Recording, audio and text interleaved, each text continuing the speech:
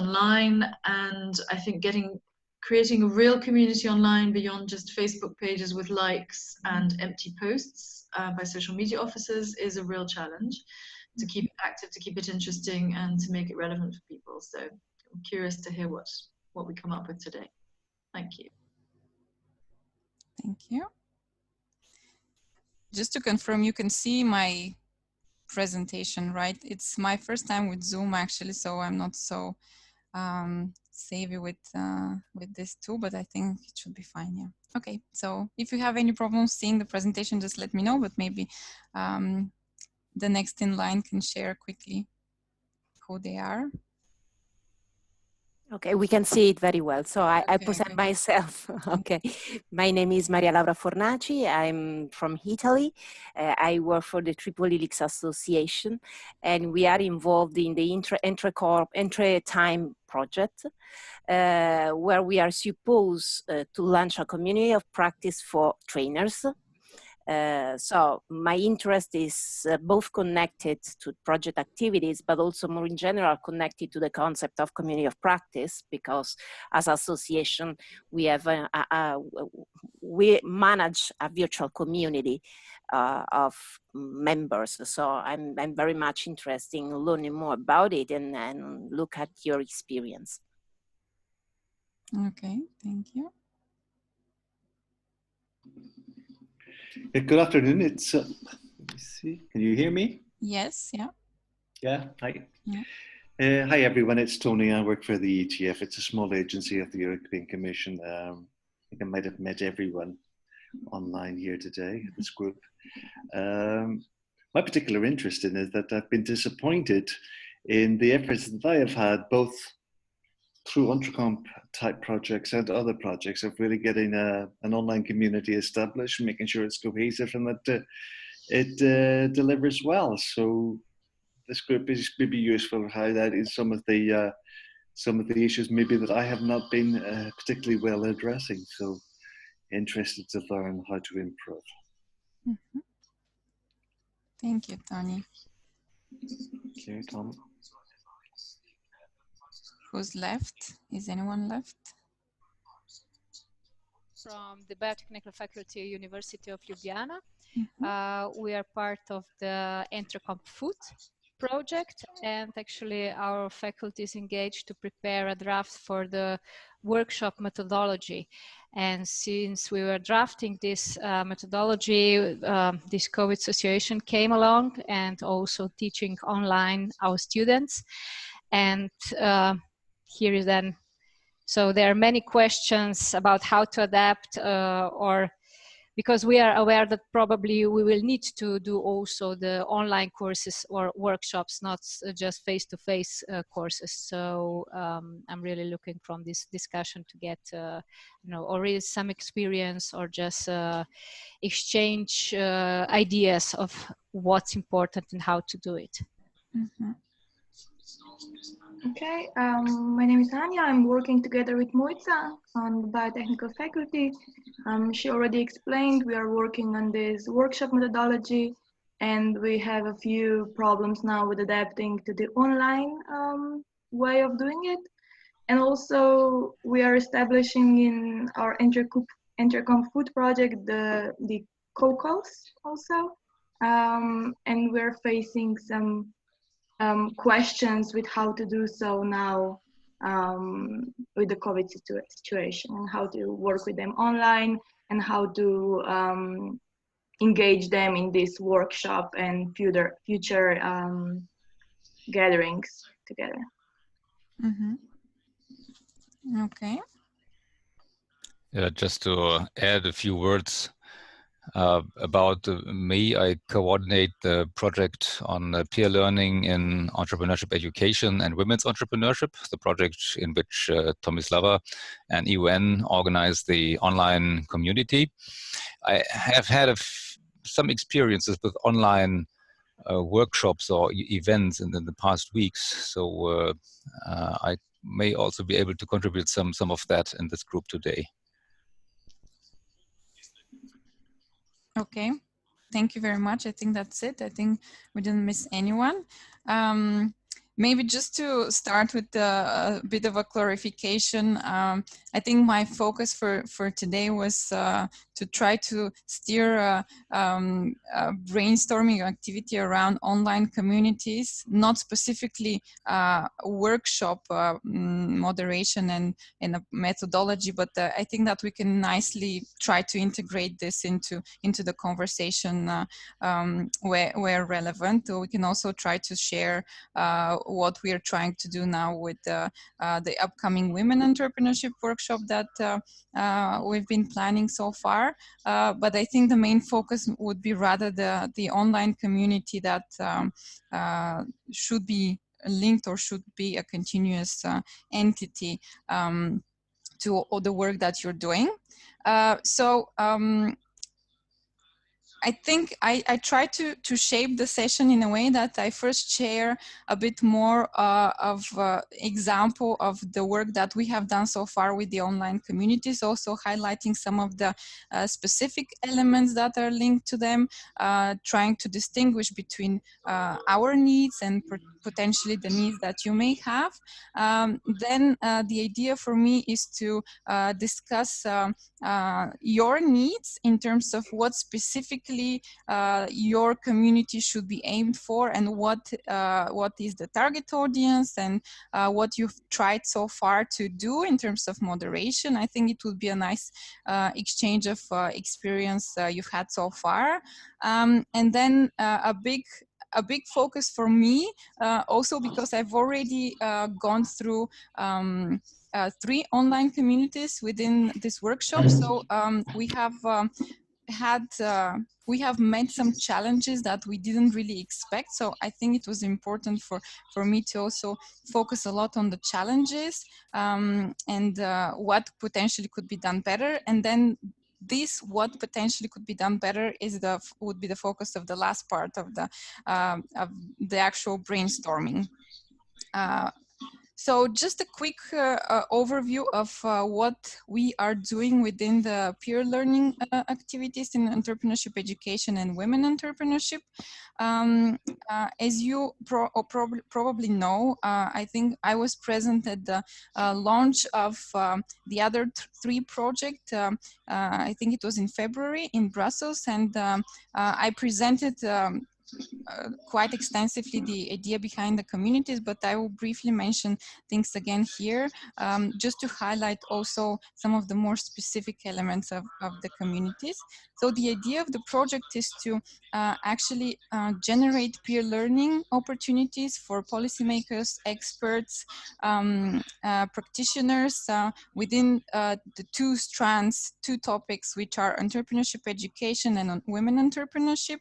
So the idea is that we have 2 different target audiences, 2 types of workshops, and potentially 2 different types of online communities that we have to moderate. And I have to say that at first I thought that one size would fit all, but this is not the case, definitely. So we try to adapt after each community, and I have noticed very big differences between the 2 communities in terms of invitees to the entrepreneurship education workshops and the women entrepreneurship workshops.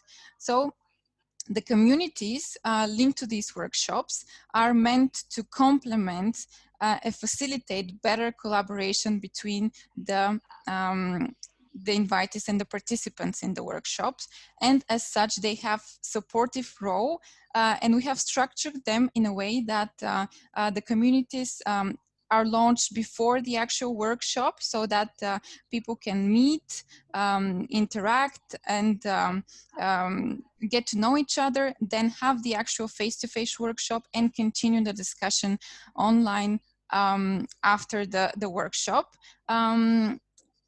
We are hosting these online communities within a platform that UN is managing, and in particular it's the European Schoolnet Academy. So this is an academy, it's a platform that is for training because we do a lot of training for educators. So we are taking advantage of tools which are used for community facilitation, community discussions, and community building.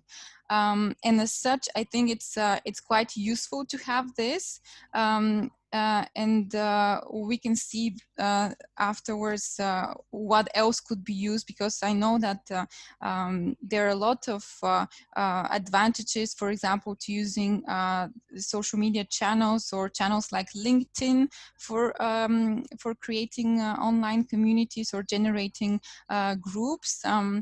Of course, every tool has advantages and disadvantages. So if you see a need to discuss more in detail the technicality or the technical tools that are used for online community facilitation, we can also go into that direction, because in the end it does matter to a certain extent, of course, depending a lot on your target audience.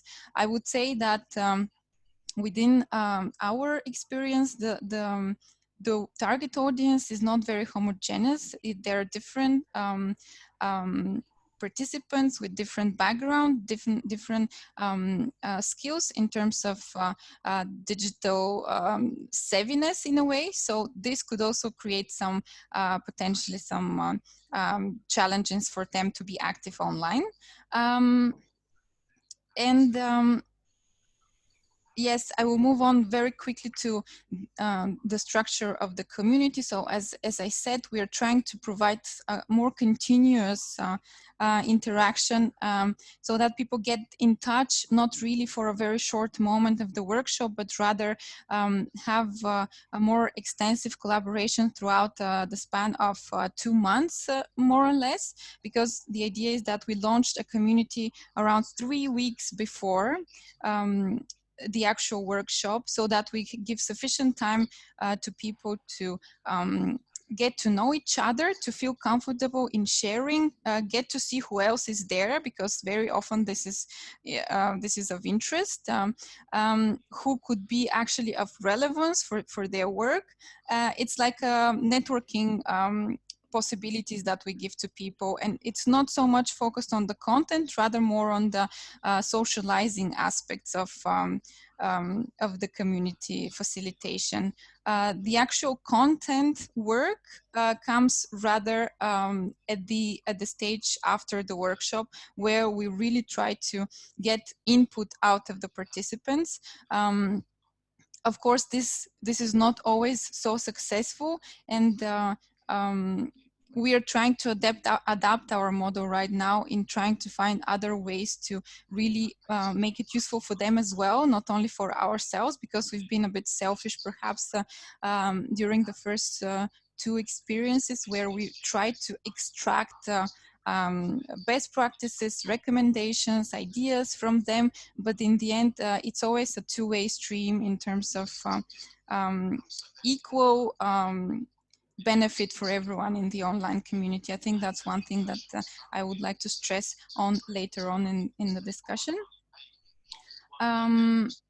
We also give opportunity. I know that especially now with the COVID situation, I think the focus on live events would be quite emphasized in the coming months, because we will be missing a lot on the face-to-face events. So very often live events such as this are quite, in my opinion, quite useful in keeping a community together and just keeping in touch and getting people in touch. So we have experimented with that as well, and we have tried to integrate live webinars throughout the periods before and after the workshop, and I think we have received positive feedback on a benefit of that. Of course, it's always very difficult to bring too many people on live sessions, so it's always a matter of evaluating whether it's worth the effort,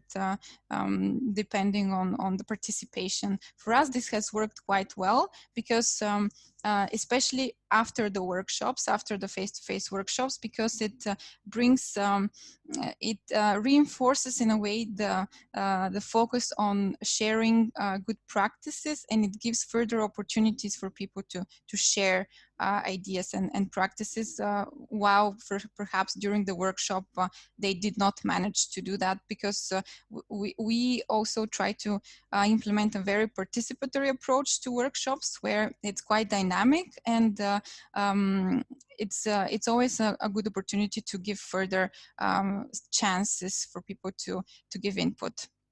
So during the workshop, it's rather a really kind of a screenshot of what we do throughout the workshop, also for people to get the main summaries of discussions and to really have an idea of what they could go out of this workshop with. And we try to do it very swiftly, so that it's really available there right immediately after the workshop. And of course, as I said, the post-workshop period is what matters for us a lot in terms of getting ideas for further collaboration, because our idea is also to try to work on recommendations and try to facilitate actions at national level on how to or increase the effect of our actions at national level and see concrete steps how to do that.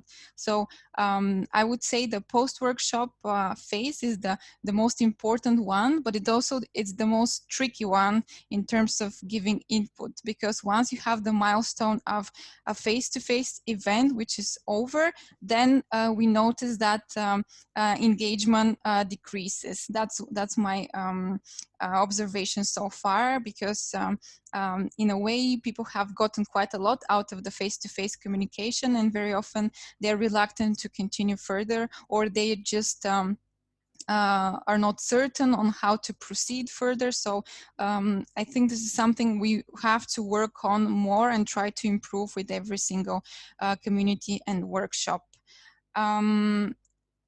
I think this is it from my side in terms of our experience so far. I tried to be very brief, just trying to point out on some of the challenges, some of the specific elements, and I think that I would like to dedicate now this moment to really see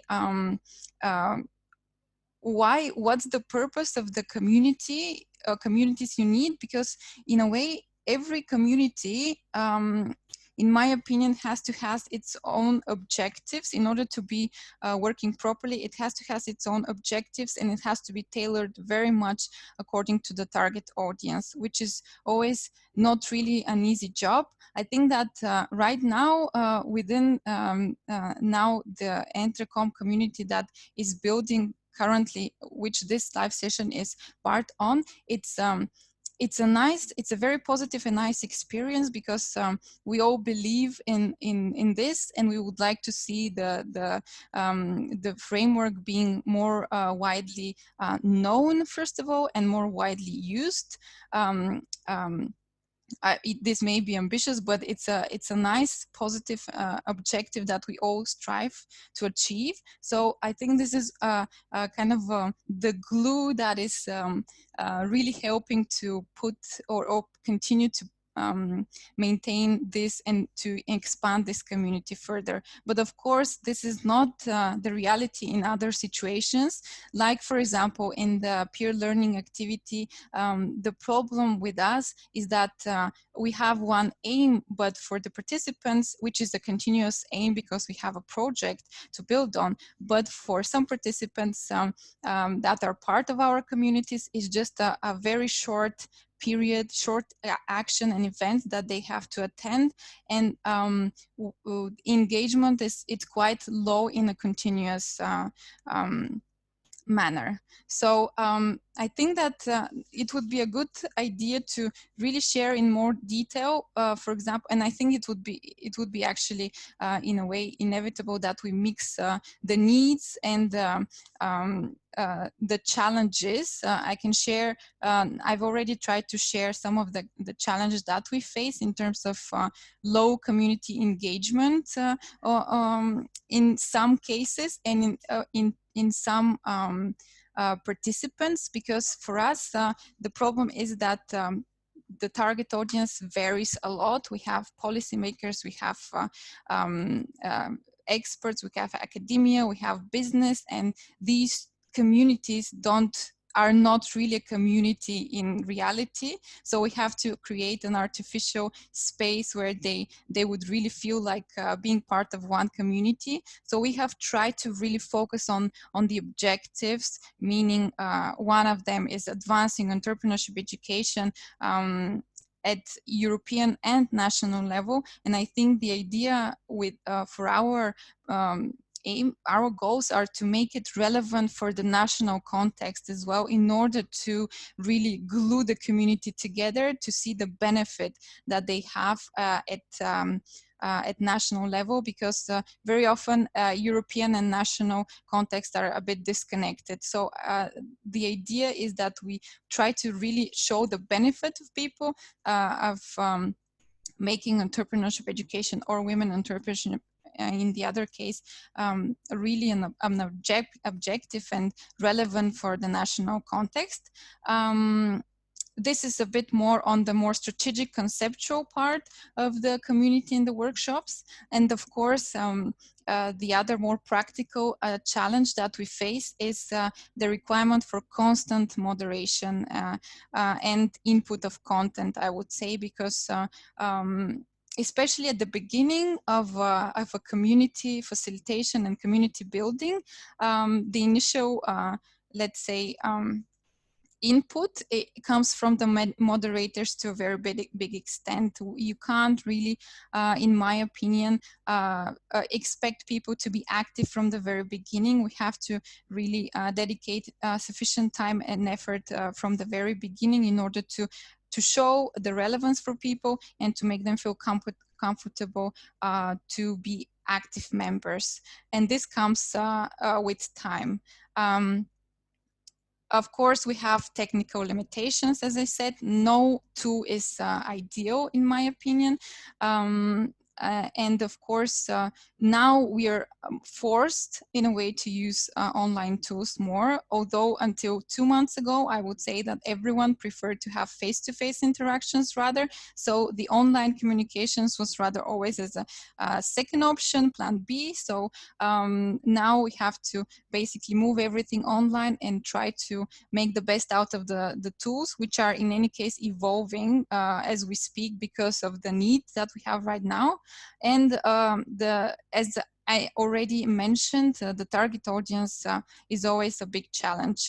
Now I see that we have different projects with different target audiences. We have EntreComp Food, where I would assume that it's quite a specific audience, quite specific needs. Maybe the representatives of this project can share a bit more on their idea and their goals for the community and what they struggle with right now.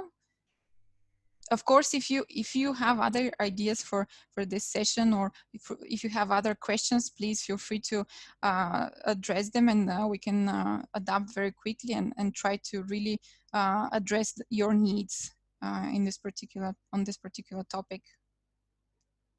Okay, just to share our idea, or maybe our issues that we are dealing with in EntreComp Food is actually, let's say, if we say it simple, like complain from the industry or from the food business regarding the students, or they're new to be employees, they don't have enough entrepreneurial skills.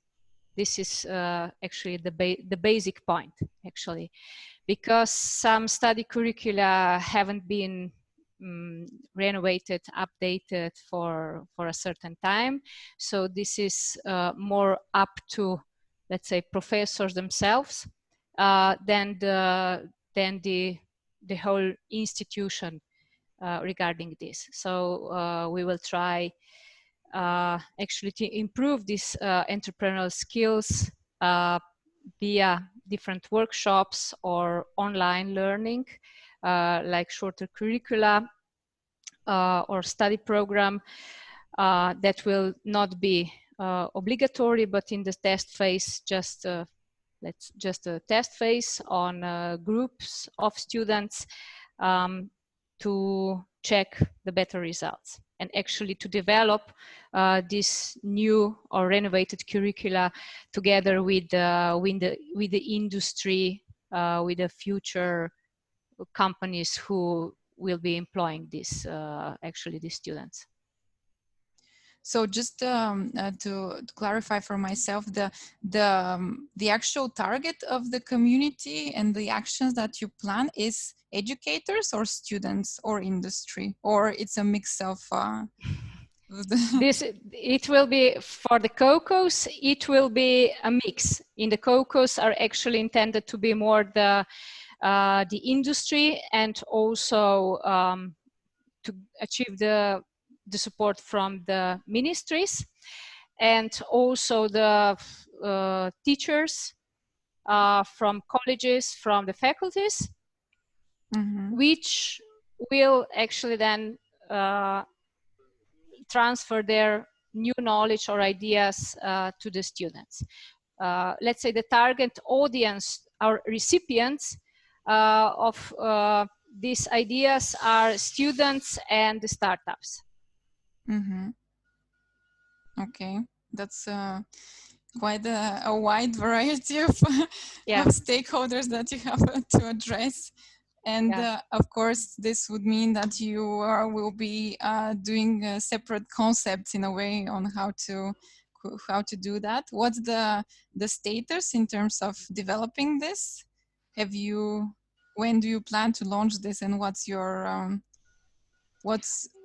Well, we are still in the stage of building up the COCOs.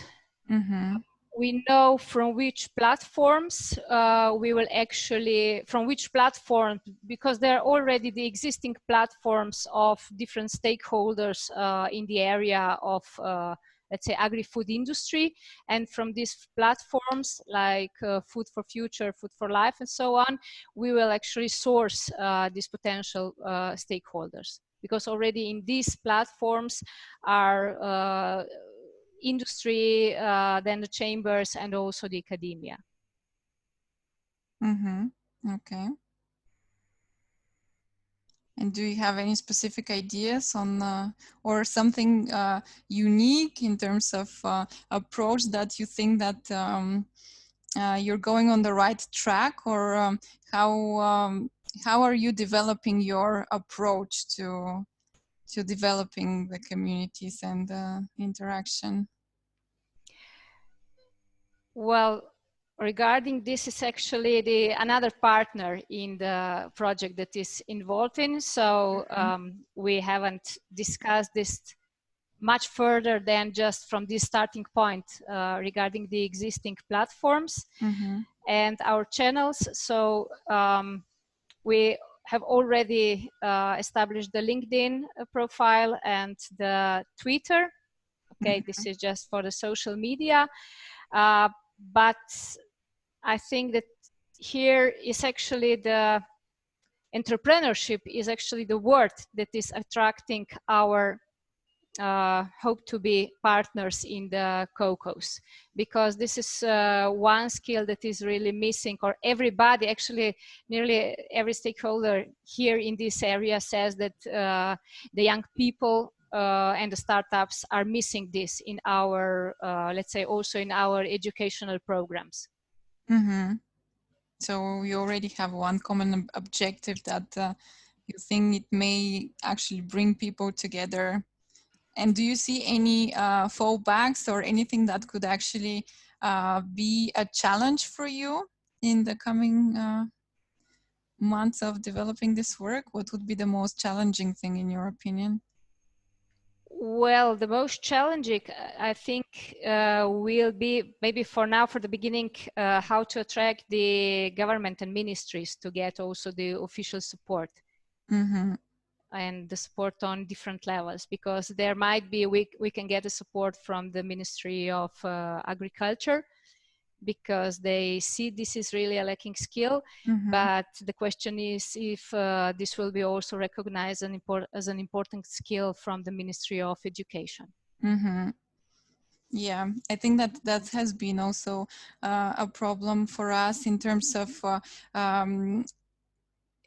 in terms of facilitating active participation, because policymakers very often, they tend to be present but not so active in terms of input. I think that we can all agree to that. And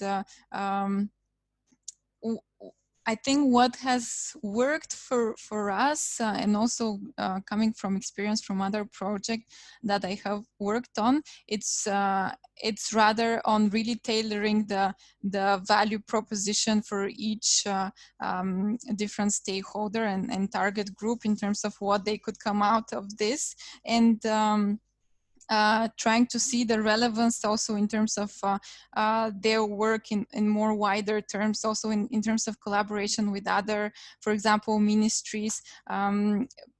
Really bluntly said, I think that once you bring some on board, the others come following, because they see that there is a higher interest. Yeah, I'm sorry for the honesty, but I think that that's how things work sometimes. And this is how we have tried in other projects as well. I don't know what the others think about this. Please feel free to share openly. This is supposed to be a really brainstorming collaborative work. I don't really intend to be really presenting, or I think one thing, one side note, I think we were supposed to choose a rapporteur and we never did from the beginning. I'm sorry, this was my mistake. I think I will leave it towards the end for the person that feels more comfortable. Let's just not assign people right now, and then we see who would be the rapporteur at the end.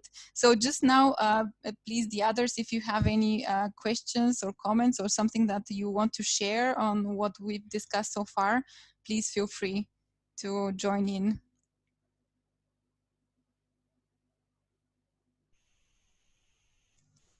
I think, can you hear me? Yes, yeah. I have to organize online training for people from migrant backgrounds to help them develop their entrepreneurial skills and abilities. Before the lockdown, this was very much to help people set up a business, but given the current atmosphere, and I think there's a lot of fear and there's a lot of anxiety around employment and entrepreneurship, setting up a business. So it's not necessarily the right time to push people to go out and take a risk, etc. So we're changing that focus a little bit, but more broadly with that type of target group, there's, I think, and also when you're talking about entrepreneurial ideas and starting a company or business, there's also an issue of privacy, confidentiality. So when you're talking about community and having groups, and you talked about the homogeneity of the community, and the coming together, the common interests of the community in the group, how do you address that? Because I think some people might feel uncomfortable about speaking up, because I have a really good idea, but I don't want to share it because I don't trust these people, because I don't know them. And there's no, you go onto a webinar, you don't sign a disclosure agreement or non-disclosure agreement. So yeah, that was just something I was wondering about. Well, what we do in the peer learning project is that these online communities, although they're hosted on the UN Academy platform, they're not public, so they're private. A community can be entered, or a person can join a community only by invitation.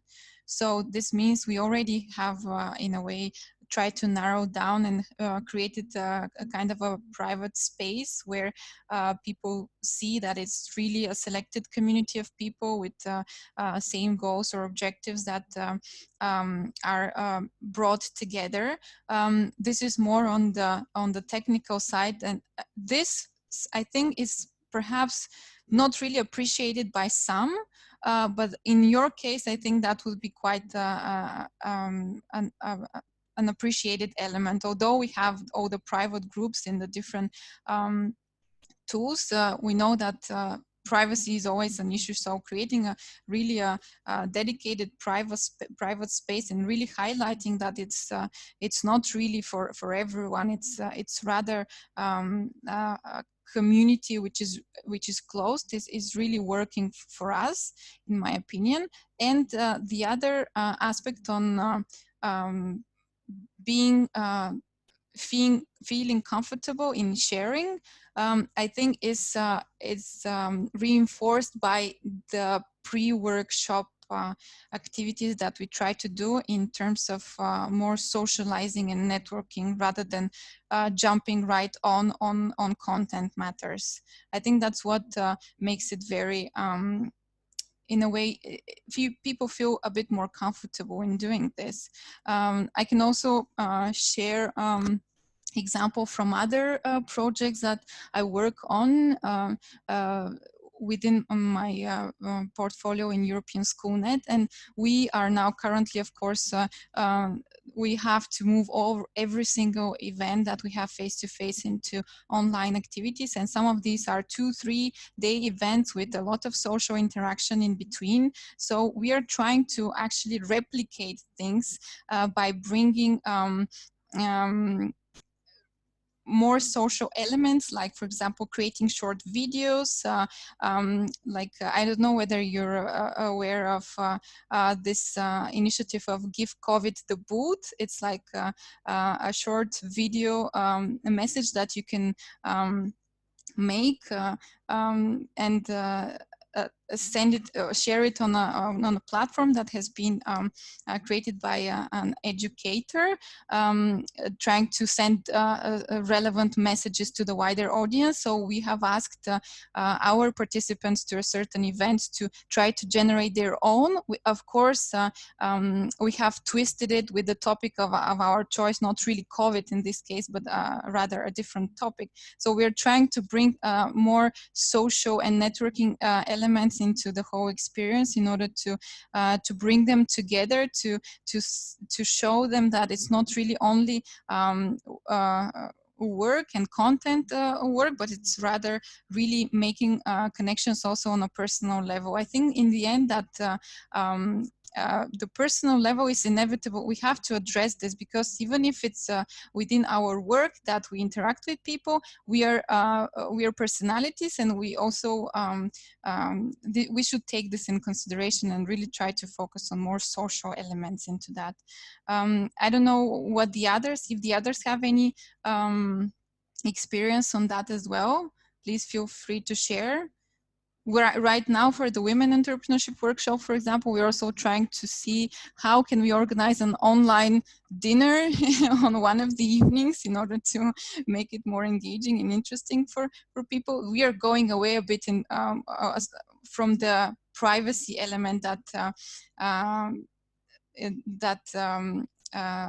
you started with, but I think it also matters. I'm sorry, I was a bit distracted by the message that we have five minutes to wrap up. So any further comments on this element? Any other questions or topics that we want to be addressed? Maybe, Tom, I could just say that I think the point about homogeneity of the group is extremely important. I find that, if you remember back when we, I think one of the entrepreneurship education events, you might not have been there, and I can't remember, maybe Stefan will remember this, We had a group of people who simply didn't know what EntreComp was, and we had a group of people who were EntreComp veterans, and we had another group of people who thought they knew what EntreComp was. It made for a difficult time, really. So I think the importance of homogeneity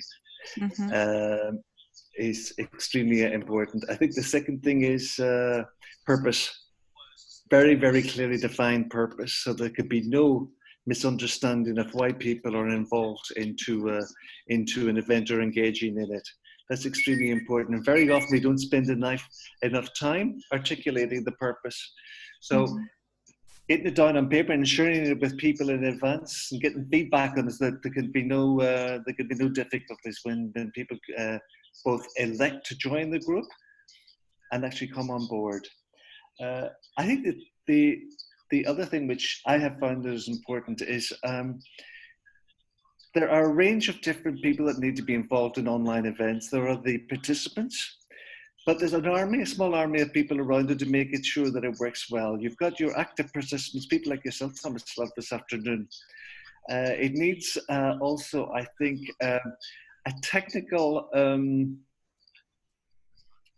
troubleshooter just in case. There needs to be someone on the sidelines. And that includes perhaps even within each breakout group. And this makes it all more costly, of course.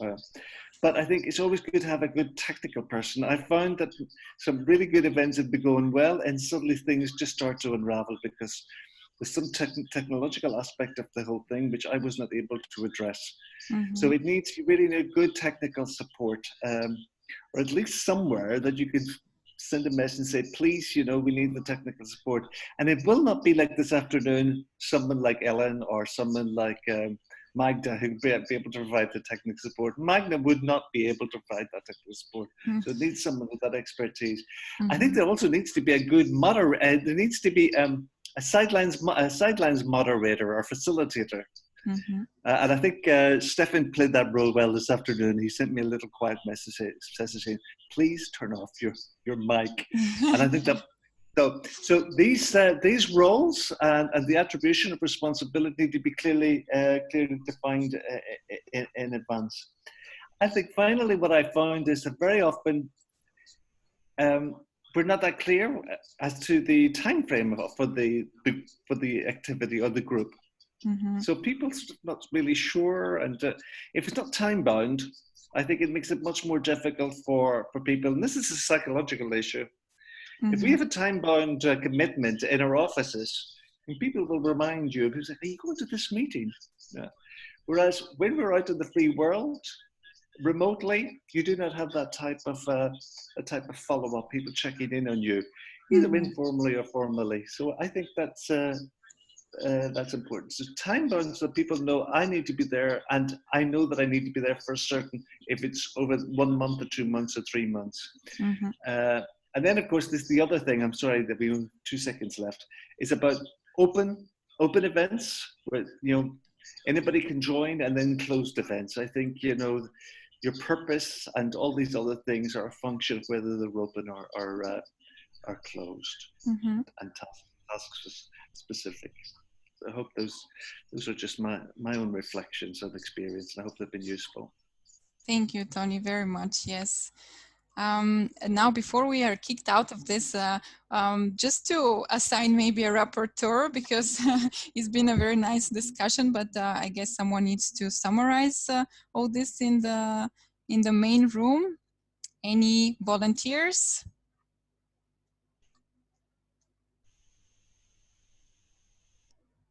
I could do this, but I don't think that's the point. I was just about to suggest that you do it. I would just like to add one more note that different methods may also be something that is attractive to to join an online session and to stay with it. I have had sessions that had many different methods, and that was quite attractive. We had bilateral talks, just as you would have them in a real event before it starts. We had Mentimeter votes, we had videos, we had online discussions, we had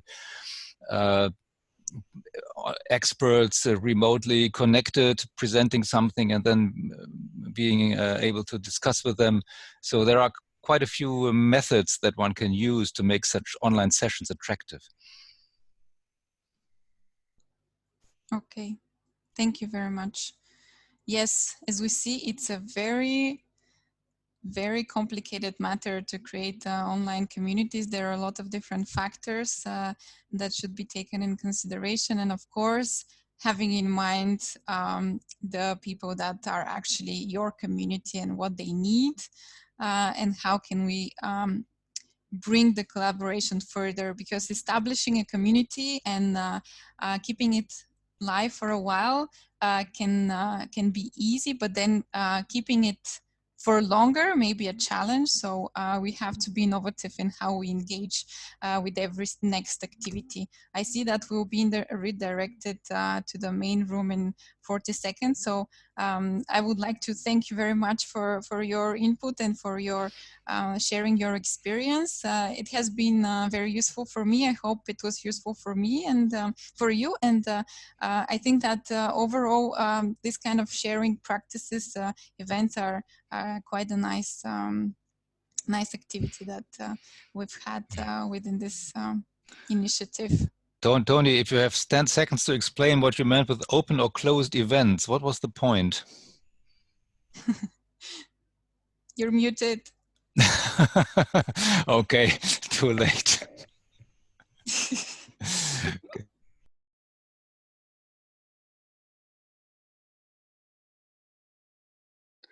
Hi, I am Carmen. Hello? Hi.